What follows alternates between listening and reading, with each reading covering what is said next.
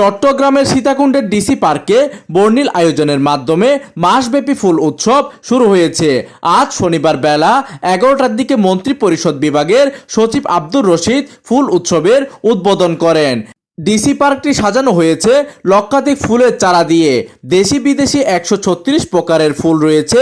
বিদেশি ফুলগুলোর মধ্যে উল্লেখযোগ্য টিউলিপ, লিলিয়াম, ম্যাগনোলিয়া, ক্যামেলিয়া ফুল।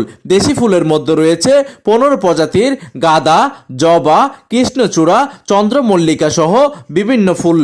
ফুল উৎসবের উদ্বোধনের সময় উপস্থিত ছিলেন স্থানীয় সরকার বিভাগের অতিরিক্ত সচিব মোহাম্মদ নজরুল ইসলাম, চট্টগ্রাম বিভাগীয় কমিশনার মোহাম্মদ জিয়াউদ্দিন, জেলা প্রশাসক ফরিদা খানম, উপজেলা নির্বাহী কর্মকর্তা KM রফিকুল ইসলাম সহ প্রশাসনের কর্মকর্তারা। ফুল উৎসব উদ্বোধনের সময় মন্ত্রিপরিষদ বিভাগের সচিব আব্দুর রশিদ গণমাধ্যমকে বলেন, উপাখ্যান সেখানেও দেখা যায় যে যুদ্ধের যে সমরাস্ত্র কিংবা যুদ্ধে যাওয়ার জন্য যে অশ্ব ব্যবহার করা হতো, সেই অশ্বের গলায় ফুলের মালা। তার মানে যুদ্ধের সময়ও ফুলকে আমরা ছেড়ে যেতে পারি না।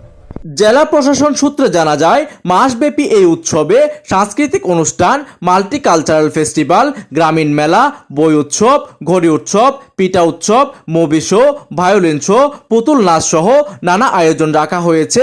তার সাথে পুকুরের নৌকা বাইচের জন্য রাখা হয়েছে বেশ কয়েকটি নৌকা। প্রতিনিধি কামরুল হাসানের তথ্য ও ভিডিও চিত্রে ডেস্ক নিউজ, দিগন্তের বার্তা 24, চট্টগ্রাম।